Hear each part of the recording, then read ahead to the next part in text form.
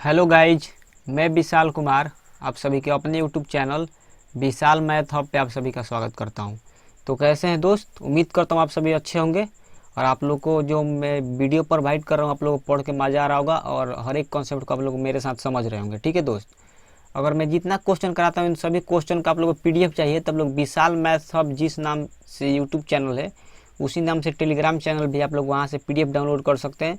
आप लोग को इम्पॉर्टेंट क्वेश्चन और इम्पॉर्टेंट PDF वहाँ पे टेलीग्राम चैनल पर शेयर की जाती है। ठीक है दोस्त, तो आप लोग वहाँ से ज़रूर जुड़ जाइए।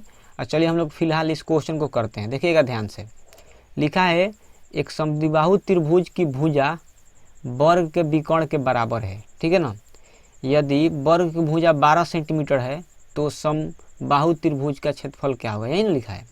तो देखिए इस क्वेश्चन को तो वैसे हम लोग कर सकते हैं, लेकिन मैं क्वेश्चन को कराने से पहले मैं सबसे पहले समबाहु त्रिभुज का जितना थ्योरम होता है उसको मैं समझाऊंगा और उसके बाद मैं वर्ग को समझाऊंगा। उसके बाद में हम लोग समद्विबाहु त्रिभुज और वर्ग में क्या मतलब रिलेशन होता है उसको समझ के इस क्वेश्चन को लास्ट में करेंगे। तो आप लोग ध्यान से देखिएगा, आप लोग को बहुत कुछ सीखने को मिलेगा।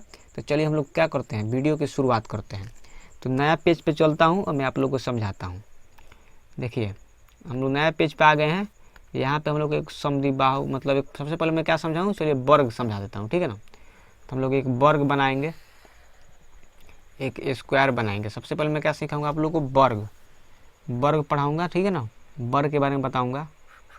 वर्ग यानी स्क्वायर होता है, वर्ग को इंग्लिश में क्या बोलते हैं, स्क्वायर। ठीक है दोस्त, तो देखिए इसको मैं समझाता हूँ। देखिए इसका नाम दीजिए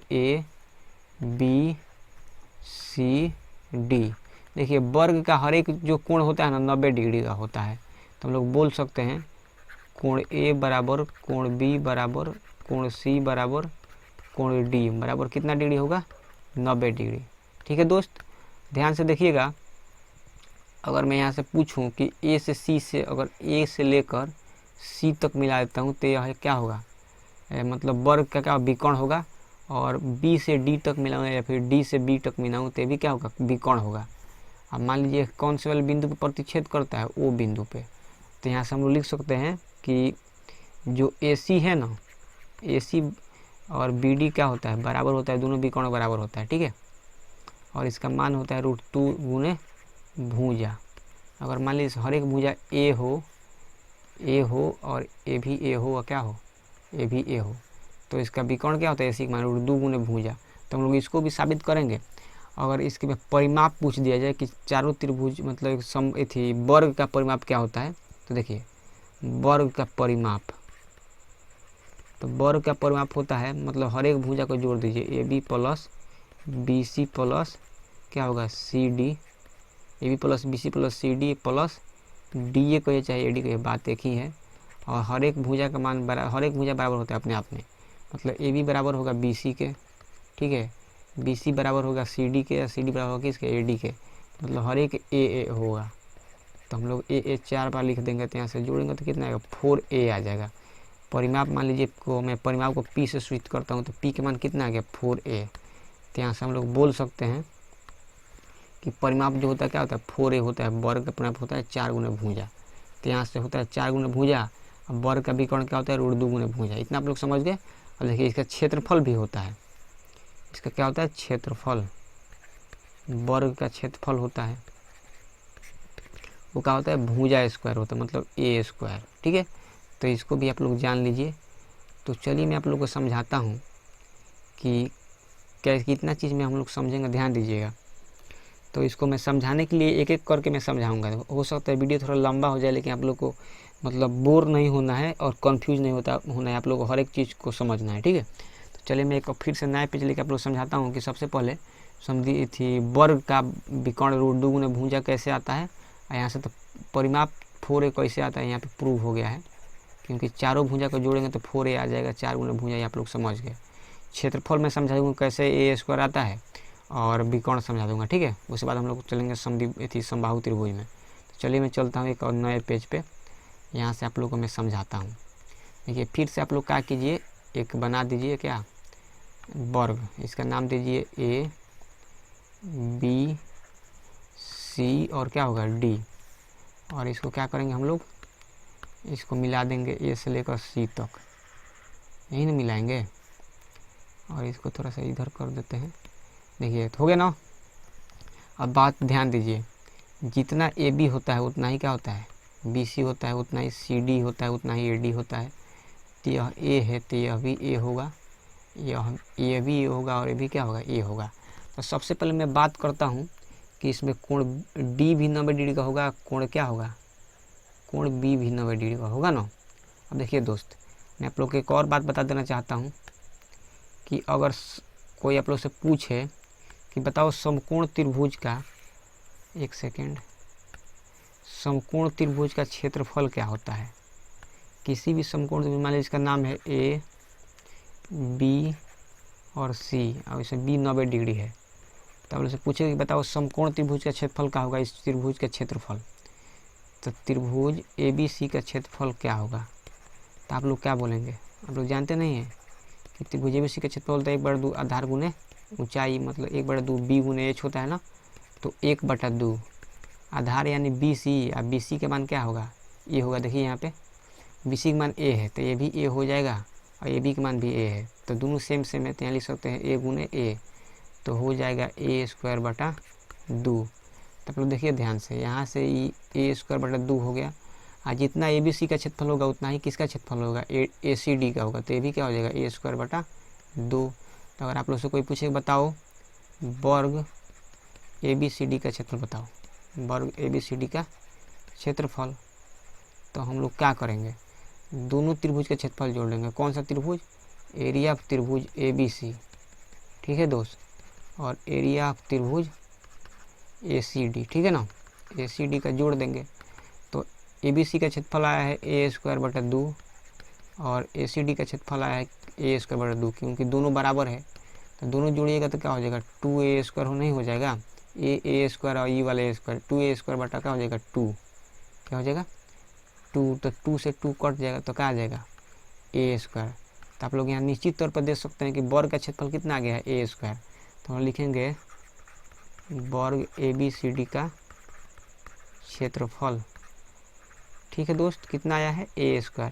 तो आप लोग यहाँ देख सकते हैं कि यहाँ पे मैं क्या कर दिया हूँ, साबित कर दिया हूँ, ठीक है दोस्त।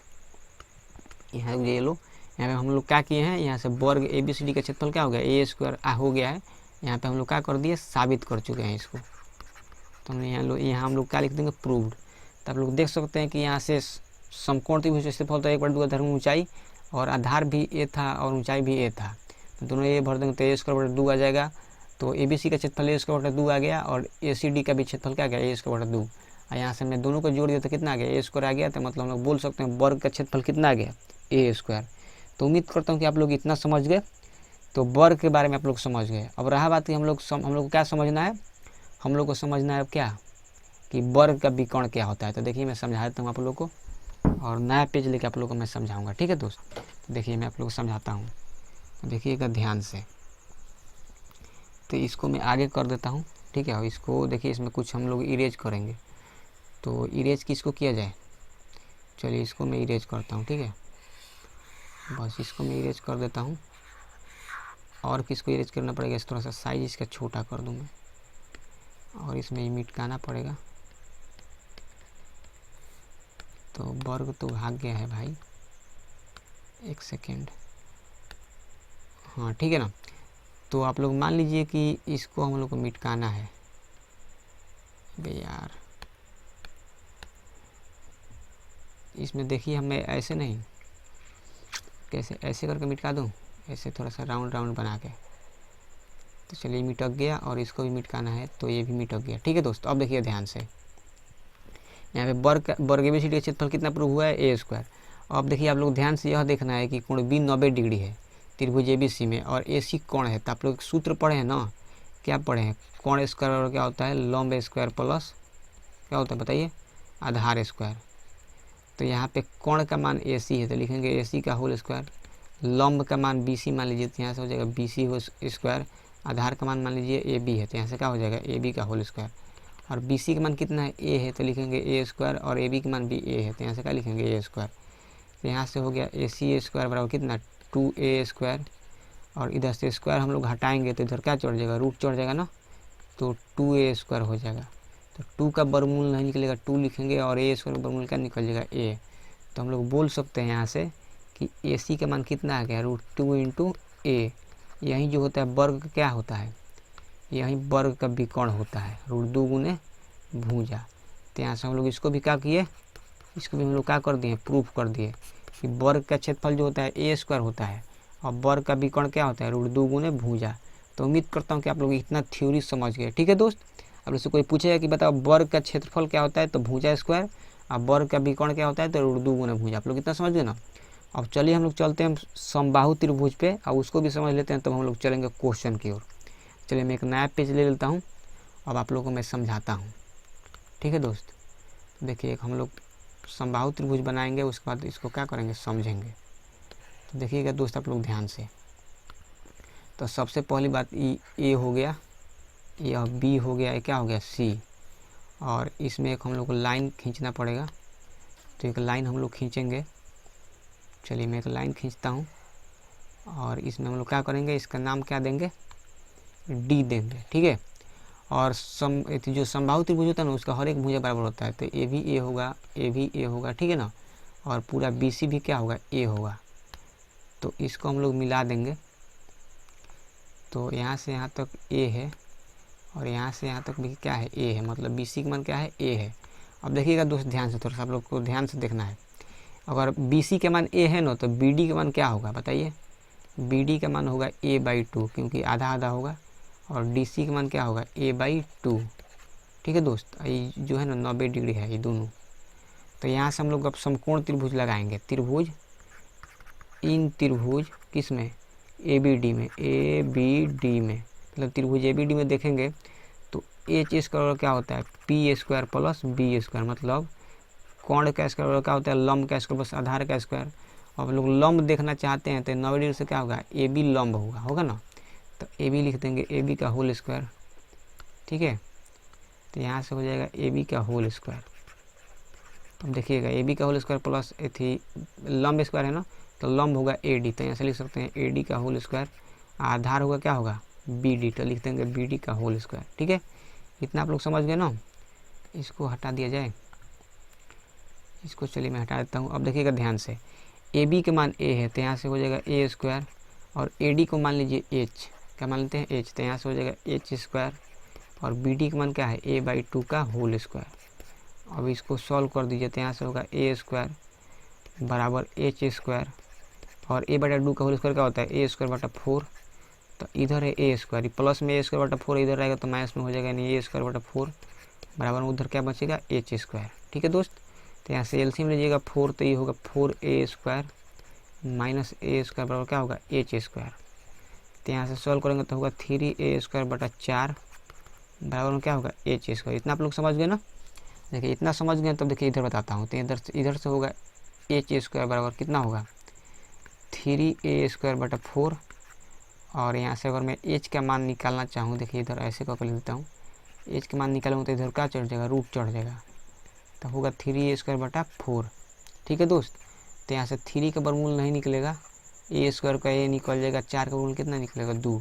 तो देखिए यहाँ से कितना निकल गया एच का मान कितना आ गया √2 इंटू ए। तो यही जो होता है क्या होता है बताइए दोस्त, यही जो होता है त्रिभुज समबाहु त्रिभुज का ऊंचाई होता है √3/2 गुने भुजा। ठीक है दोस्त, तो देखिए यहाँ से मैं इसको प्रूफ कर दिया कि आप लोग से कोई पूछेगा कि समबाहु त्रिभुज का ऊंचाई बताओ तो आप लोग कैसे बताएंगे, कहेंगे एच बराबर क्या होता है √3/2 गुने भुजा। तो यहाँ से आप लोग देख सकते हैं इसको मैं प्रूफ कर दिया हूँ। तो यहाँ से आप लोग को पता चल गया कि समबाहु त्रिभुज का ऊंचाई को हम लोग कैसे साबित करते हैं। तो यह आप लोग समझ गए। अब चलिए एक आखिरी बच गया जिसका नाम क्या है समबाहु त्रिभुज का क्षेत्रफल को कैसे साबित करते हैं, उसका यूज करते हैं। ठीक है, देखिए बताते हैं। तो उसमें देखिए यूज पड़ेगा समबाहु त्रिभुज का ऊंचाई क्या होता है √3/2 इंटू ए होता है। तो देखिए मैं आप लोगों को समझाता हूँ। तो एक नया पेज लेता हूँ तब आप लोगों को देखिए मैं समझाता हूँ।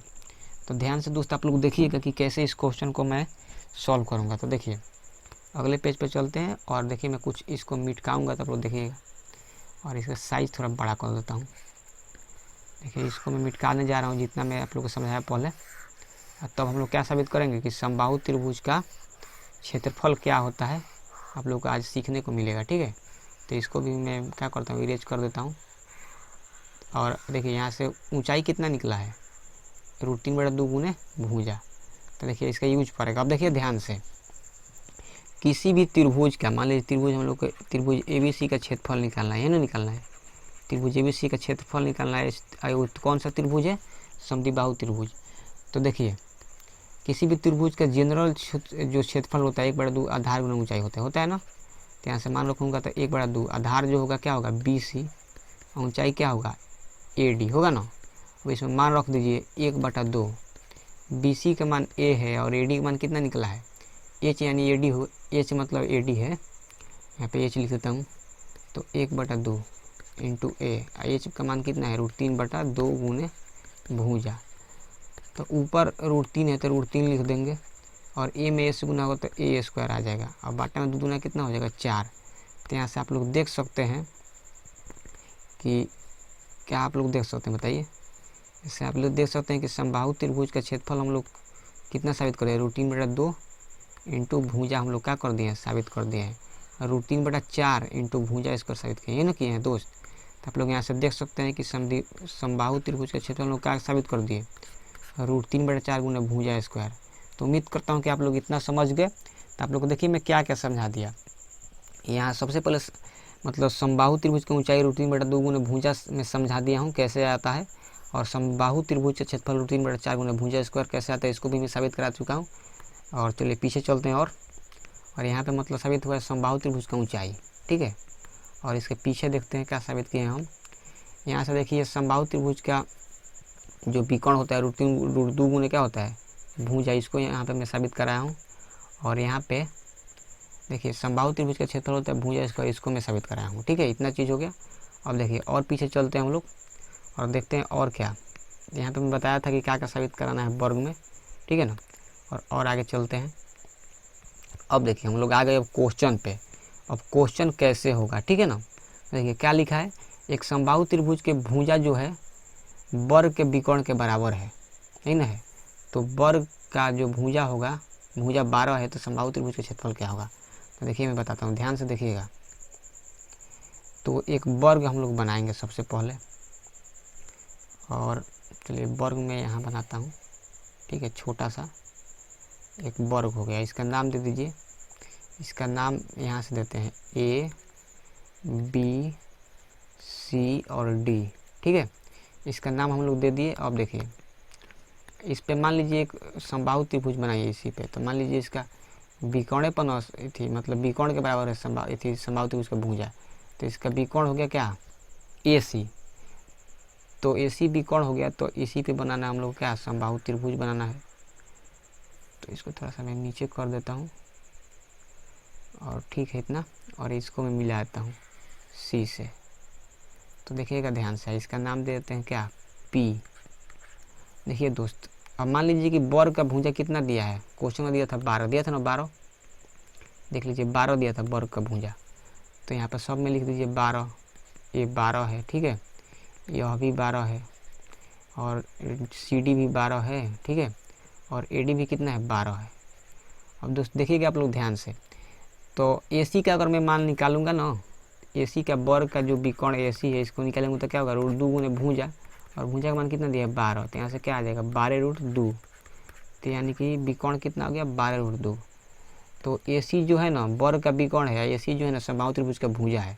तो इसीलिए PC के मान भी क्या होगा 12√2 होगा, और AP का भी मान कितना होगा 12√2।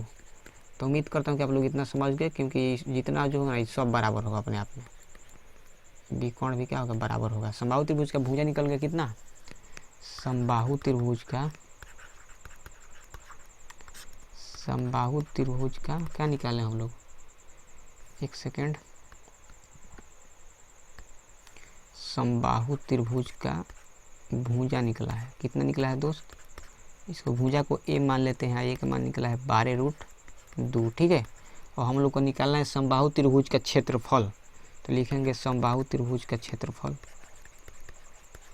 समबाहु त्रिभुज का क्षेत्रफल। तो देखिएगा दोस्त, होता है सूत्र √3/4 गुने भुजा², ये ना होता है। तो एक काम कीजिए, √3/4 भुजा² है तो 2 बार गुना कर दीजिए, 12√2 इंटू 12√2, ये ना होगा। 2 बार गुना कर देंगे तो ए स्क्वायर हो जाएगा। ठीक है, देखिए ध्यान से, 4 तिहाई कितना होता है, 12 होता है। तो यहाँ लिख देंगे √3, अब 12 तिहाई 36 हो जाएगा। और √2 बच गया, तो √2 में √2 से गुना होता है कितना होगा, 2। तो यहाँ से आ जाएगा 36 दूना का 72 और √3। तो कितना निकल गया संभावित त्रिभुज क्षेत्रफल, 72 √3। तो देखिए, तो 72 √3 ऑप्शन में है कहीं, देखिए दोस्त 72 √3 है, ऑप्शन नंबर सी को होना प्यार है। उम्मीद करता हूँ कि आप लोग को मैं 20 मिनट में वर्ग क्या होता है, समबाहु त्रिभुज क्या होता है और वर्ग और समबाहु त्रिभुज में क्या संबंध होता है, इसको समझा के आप लोग को मैं क्वेश्चन करा चुका हूँ।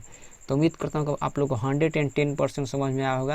अगर आप लोग को लगता है कि मैं 110% समझा पाया, आप लोग को कुछ ना कुछ जरूर सीखने को मिला, तो आप लोग वीडियो को निश्चित रूप से लाइक कीजिए, कमेंट कीजिए। अगर आप लोग चैनल पर नए हैं तो चैनल को जरूर सब्सक्राइब कीजिएगा। ठीक है दोस्त, तो देख लीजिए यहाँ पे मैं क्वेश्चन ये था, क्वेश्चन का सोल्यूशन यहाँ पे मैं बताया हूँ। ठीक है दोस्त, और क्वेश्चन का सोल्यूशन बताने के बाद और मैं यहाँ पे देखिए, इसके बाद मैं समझाया था वर्ग क्या होता है और यहाँ पे वर्ग का क्षेत्रफल का प्रूफ किए हैं। ठीक है ना, और इसके बाद वर्ग का विकर्ण का प्रूफ किए हैं। इसके बाद देखिए, इसके बाद वर्ग समबाहु त्रिभुज का ऊंचाई क्या होता है यहाँ बताए हैं हम। और इसके बाद क्या है, वर्ग का क्षेत्रफल क्या होता है यहाँ पर समझाए हैं।